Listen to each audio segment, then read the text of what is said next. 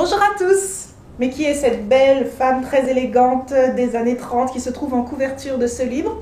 C'est un des personnages, enfin en tout cas on peut imaginer que ça représente un des personnages de Un mirage finlandais, un livre de Kjell Westo qui, comme son titre l'indique, nous arrive tout droit de Finlande et qui est magnifique. Je l'ai lu il y a quelques jours et depuis, j'arrête pas d'y repenser, de repenser à ces différents personnages. C'est vraiment très prenant. C'est psychologiquement d'une finesse très forte que j'avais pas vue depuis longtemps dans un roman contemporain. Donc je vous le recommande chaudement et je vais vous expliquer pourquoi. Alors déjà parce que ça nous parle d'un pays, la Finlande, que finalement, vu de France, on ne connaît pas très bien. C'est pas un pays qui fait beaucoup parler de lui. On sait que c'est un modèle aujourd'hui de démocratie, de bien-être social. La Finlande, ouais, c'est vraiment une référence. Et bien, ce pays qui est aujourd'hui vraiment un des modèles pour le monde, a eu ses heures sombres, a connu ses pages très troubles. Et c'est ce que nous raconte ici Kjell Westo, puisque dans ce roman, on suit des personnages en 1937, donc à l'aube de la Seconde Guerre mondiale, qui, comme ça, avance comme une ombre maléfique sur ce pays et contamine petit à petit dans ses idées, dans les idées d'Hitler, les idées racistes, ça contamine petit à petit cette société relativement paisible finlandaise. Et puis on part aussi d'un historique qui vient de la Première Guerre mondiale où déjà cette pauvre Finlande a été le territoire de déchirements intenses puisqu'elle était au milieu d'un combat de titans déjà entre la Russie et l'Allemagne qui donc s'est passé pendant la Première Guerre mondiale et va se répéter là quelques années après le début du roman, pendant la Seconde Guerre mondiale. Et donc ce roman, c'est un style, le style de l'écrivain. Au départ, je l'ai trouvé assez blanc, assez, assez froid finalement. On sait que la Finlande, les Finlandais affectionnent particulièrement le silence, je ne veux pas dire que c'est comment dire ça, j'en oublie mes mots, mais quelque chose de très épuré. Voilà, les Finlandais aiment ce qui est épuré, ils sont assez sobres et on retrouve ça dans ce style. Et au départ, je me suis dit, oulala, si c'est comme ça pendant 400 pages, est-ce que ça va pas être un peu trop neutre dans l'écriture? Et puis finalement, pas du tout. Parce qu'au fur et à mesure que l'écrivain installe ses personnages, cette neutralité, entre guillemets, disparaît, s'estompe comme un brouillard finlandais pour nous permettre de rentrer dans une finesse psychologique incroyable de tous ces personnages, vraiment une finesse psychologique que j'ai rarement vue ces derniers temps dans un roman contemporain, c'est-à-dire qu'on a vraiment des personnages dans un entre-deux, dans une pénombre, personne n'est tout noir, personne n'est tout blanc, mais il y a comme ça une nuance vraiment qui nous les rend très attachants, ces personnages, parce que vraiment c'est l'âme humaine finalement dans toute sa splendeur et son éclat derrière cet entre-deux et cette pénombre finlandaise qui nous est contée là. Alors je m'explique, on est avec des hommes qui incarnent vraiment la haute société, la société bourgeoise finlandaise qui tient un peu le pays. Il y a un avocat, il y a un homme d'affaires, il y a un médecin qui ont comme ça pignon sur rue dans cette Helsinki qui est à la fois une ville provinciale, très calme, très douce, mais où on sent des tensions comme ça sociales assez importantes. Et donc ce groupe d'hommes se retrouve dans un club, une fois par mois, un club d'hommes évidemment, et pour discuter un petit peu justement de la situation internationale, du positionnement du pays par rapport à ce nouveau conflit qui s'annonce, par rapport à ces Allemands très belliqueux, par rapport à ces Russes qui ont laissé des traces sanglantes dans le pays pendant la Première Guerre mondiale. Donc chacun se positionne, mais en même temps tout ça reste très poli, ce sont des amis d'enfance qui se retrouvent, alors ils ont des idées comme ça sur la situation de leur pays qui sont totalement opposées entre ceux qui prennent de plus en plus position pour Hitler, ceux qui sont plutôt attentistes, qui ne se mouillent pas trop, ceux qui auraient tendance plutôt à soutenir, à avoir une histoire commune avec les Russes, etc.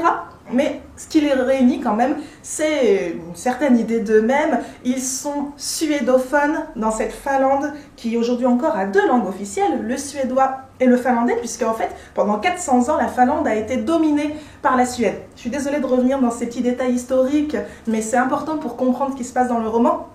Puisque ces Finlandais suédophones regardent un peu de haut les Finlandais qui parlent finnois, et ça fait partie aussi d'une certaine position sociale, le fait de parler suédois dans cette société finlandaise. Et donc, ces bourgeois se retrouvent comme ça, très poliment, et parmi eux, ils ont un ami d'enfance également, qui est juif, et qui lui sent bien sûr arriver cette horreur du nazisme. Il voit déjà ce qui se passe dans les autres pays, puisqu'en Allemagne, il y a déjà un régime anti-juif qui s'est installé. Hitler est en train d'envahir les Sudètes en Tchécoslovaquie. Il y a une politique comme ça de camps de concentration qui se met en place. Et lui, tout finlandais qu'il est, se sent de plus en plus menacé par ça. Et il essaye d'en parler avec ses amis. Et il voit que ceux-ci lui opposent un silence un quant à soi très très prudent. Et personne finalement ne comprend vraiment ou ne veut comprendre ce qui va se passer à ce moment-là pour les Juifs de l'Europe entière. Et alors c'est tellement fort ce que ressent donc ce Finlandais, cet ami d'enfance qui était en plus bourré de talent, qui était un acteur, qui était en devenir une star montante de la Finlande, et qui vraiment porte sur ses épaules ce poids, cette angoisse montante de ce qui va se passer en Europe, si bien qu'il va finir en hôpital psychiatrique, suivi par un des médecins de ce club, donc ami d'enfance aussi, qui le suit, mais qui ne mesure pas tout ce qui se passe, où on voit bien que ces hommes en fait ne veulent pas voir ce qui va se passer. Et alors par rapport à ça, ça reprend une histoire vraie qui a secoué la Finlande, je crois, depuis la sortie du livre, puisque la Finlande s'est excusée officiellement, parce que, je vais vous montrer la photo, il y a eu des Jeux Olympiques en 1937 qui se sont passés en Finlande. Je ne sais pas si vous voyez bien la photo, voilà, j'espère. Et regardez bien, on voit un des athlètes qui court là, clairement gagner sur la ligne d'arrivée. Simplement, cet athlète était juif, et dans le roman, c'est le neveu justement de leur ami d'enfance dans ce club. Et pour ne pas froisser les Allemands à l'époque, les Finlandais ont rétrogradé le vainqueur de la course à la 4e place. C'était évident, c'était une tricherie évidente, on voyait bien, tous les gens dans le stade ont vu que c'était lui le vainqueur, mais personne n'a rien dit quand il a été rétrogradé à la 4e place, et c'est très emblématique justement de cette position malheureusement de la Finlande, mais de plein d'autres pays à l'époque vis-à-vis de ce qui est en train, de l'horreur qui est en train de se mettre en place. Par rapport à ça, je vous ai parlé de cette jolie femme très élégante. Elle peut représenter plusieurs personnages dans le roman, puisqu'il y a plusieurs femmes, mais il y en a un qui est un personnage extrêmement fort et qui m'a beaucoup touchée, une certaine Madame Vick, qui arrive dans le roman quand elle se fait embaucher comme secrétaire dans le cabinet d'avocat justement d'un de ces hommes, et qui a un passé très mystérieux qui intrigue cet avocat justement, puisque notamment elle a quitté précipitamment sa place précédente alors qu'elle avait d'excellentes références et qu'elle était très appréciée dans son ancien emploi, mais il s'est passé quelque chose qui fait qu'elle a quitté cet emploi vraiment de façon très brutale. Et donc là, elle est embauchée dans ce cabinet d'avocat et elle est juste professionnellement parfaite. Elle est extrêmement efficace, elle prend des rendez-vous vraiment de façon très méticuleuse, elle rédige parfaitement tous les courriers qu'on lui demande, elle présente bien, bref, elle est parfaite. Mais simplement, cet avocat se demande ce qui a pu lui arriver et pourquoi donc elle ne parle jamais d'elle, elle est très discrète, elle est assez fermée, alors que c'est plutôt une femme donc brillante et puis assez séduisante. Et donc cet avocat va finalement se prendre petit à petit d'amitié avec cette secrétaire, mais là on va voir les barrières sociales extrêmement fortes dans la Finlande de cette époque qui font qu'ils ne vont pas arriver vraiment à être amis et à se considérer sur un pied d'égalité, même s'ils le veulent tous les deux, à cause justement de ces mondes très séparés dans lesquels ils vivent. Et rien que le fait de se promener le soir dans cet Helsinki tout petit, tout provincial, côte à côte pour aller à un spectacle, eh bien, ils doivent prendre des précautions parce que ça ferait jaser, ce serait très mal vu qu'un avocat comme ça, brillant, se complaise comme ça, se commette avec des gens de peu, c'est-à-dire cette secrétaire et puis des amis à elle qu'elle voit régulièrement. Mais au-delà de ça, on comprend petit à petit que cette Madame Vick a connu un traumatisme extrêmement brutal, extrêmement violent, si bien qu'elle aussi, elle est un peu ce qu'on appelle borderline, c'est-à-dire que psychologiquement, elle est à la limite. Elle se parle à elle-même, par exemple, comme si elle avait une autre personne en face d'elle, comme si elle se dédoublait. Et cette autre personne, qui s'appelle Mademoiselle Milia, c'est cette Madame Vic, mais dans le passé. C'est ce qu'elle a vécu quand elle s'appelait encore Milia dans le passé. Alors on se demande pendant une grande partie du roman, qu'est-ce qu'elle a pu vivre comme ça? Qu'est-ce qui fait qu'elle est dans ces états d'angoisse qu'on nous retrace, dans cette solitude en dehors de son travail, qu'on nous dépeint? Elle aime aller au cinéma, elle est dans cette Helsinki, pardon, à la fois assez pauvre, dans les quartiers pauvres, mais assez tranquille. On voit en plus toute cette beauté du paysage finlandais. La Finlande, c'est un pays immense entre la Russie et la Norvège, avec peu d'habitants. Donc il y a des milliers de lacs, c'est très beau. Et il y a un peu de cette atmosphère qui nous est rendue, de cette nature à la fois paisible, alors que vraiment, il y a des conflits énormes qui arrivent et qui ont déjà secoué le pays.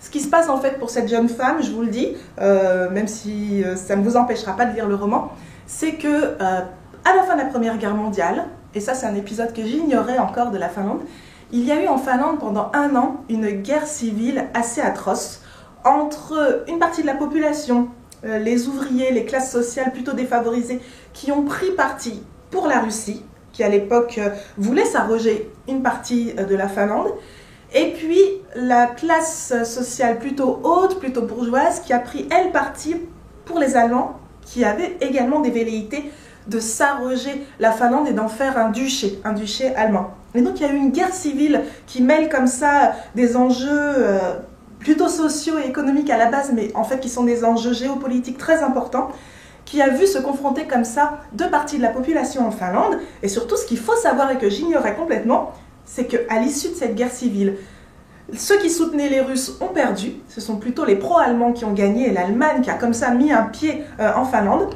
et du coup, les pro-russes, beaucoup, des milliers en fait, ont été internés dans des camps, des espèces de camps de punition finlandais. On a du mal à imaginer ça venant de la Finlande, mais ça a existé, et en fait c'était comme c'était un peu prémonitoire, c'était comme un premier pas vers ces camps de concentration à grande échelle qui arrivent et que voit arriver à grands pas un des personnages, même si les autres refusent de le voir. Et cette Madame Vic, quand elle avait 17 ans, elle qui s'était retrouvée un peu au milieu de la bataille sans le vouloir, qui était pauvre, qui était orpheline, elle a perdu son père, sa mère, elle perd de vue son frère qui a 11 ans à l'époque. Elle se retrouve, un peu malgré elle, à travailler pour les Russes, et donc, après cette guerre civile, à être mise dans un camp d'internement, comme ça, dans un camp de punition. Ça n'a pas duré longtemps, mais ça a fait des milliers de morts. Et ce qui est raconté sur ces camps, c'est vraiment insoutenable, c'est terrible, alors que c'est dit vraiment de façon très épurée, hein. C'est très pudique, mais le peu qui est dit, c'est vraiment, je vous le dis, hein, c'est vraiment assez terrible. Et donc elle a vécu évidemment dans ce camp des choses terrifiantes qui l'ont marquée, qui l'ont traumatisée, qui fait qu'elle a cette fragilité psychologique, parce qu'après elle a réintégré la société finlandaise et elle est parvenue à masquer son passé, elle en fait un lourd secret qu'elle porte, et elle est parvenue à se réinsérer dans cette société qui ferme complètement les yeux sur ce qui s'est passé donc 20 ans avant le début du roman, c'est-à-dire en 1918, qui ne veut plus voir ce qu'elle a fait, ses camps, et qui voit pourtant arriver de l'extérieur des camps puissance 10, et puis cette Allemagne comme ça qui a déjà mis un pied dans le pays 20 ans plus tôt, qui est en train de monter comme ça, comme une puissance invasive et géopolitique importante, et qui amène en plus toutes ces idées mortifères qui malheureusement vont déboucher sur l'éclatement de la Seconde Guerre mondiale. Donc voilà, j'espère que c'était pas trop emberlificoté ma façon de vous raconter les choses, mais ce qui est intéressant, c'est qu'on voit jamais finalement dans le roman, il n'y a jamais de scène où on voit vraiment ces enjeux géopolitiques qui sont bien trop importants pour pouvoir être abordés comme ça dans un roman. Au contraire, on voit plutôt ce que cette situation géopolitique fait sur les consciences humaines, sur les psychologies humaines, comment chacun essaie de se positionner sans bien savoir finalement ce qui va se passer. Chacun est finalement le jouet de l'histoire, mais évidemment il y a ceux qui font les bons choix, ceux qui font les mauvais choix, ceux qui prennent des décisions en fonction de ce qu'ils ont vécu avant et des choix qu'ils ont fait lors du conflit précédent. Et on s'aperçoit que même quand on est quelqu'un de bien, c'est difficile d'avoir une prise sur ce qui se passe, et c'est difficile d'ouvrir les yeux, d'avoir le courage d'ouvrir les yeux sur ce qui se passe. Et puis on voit aussi qu'on peut avoir l'image de quelqu'un de bien 20 ans plus tard, et finalement avoir fait des choses dans son passé vraiment horribles. Voilà, il y a ce mélange, il y a ce poids de l'histoire, il y a comment ça nous modèle, comment aussi les personnalités individuelles qui sont jamais oubliées, qui sont au cœur du roman, sont impactées par quelque chose de beaucoup plus grand qu'elles. Et vraiment pour tout ça, c'est vraiment un roman éclatant de l'âme humaine que je vous conseille vraiment vivement. Voilà, j'espère que vous aurez plein de commentaires à faire sur ce livre. N'hésitez pas à m'en parler. N'hésitez pas, je le dis maintenant, à vous abonner à ma chaîne YouTube si ça vous intéresse. Et puis je vous dis à très bientôt pour une nouvelle recommandation littéraire. Ciao!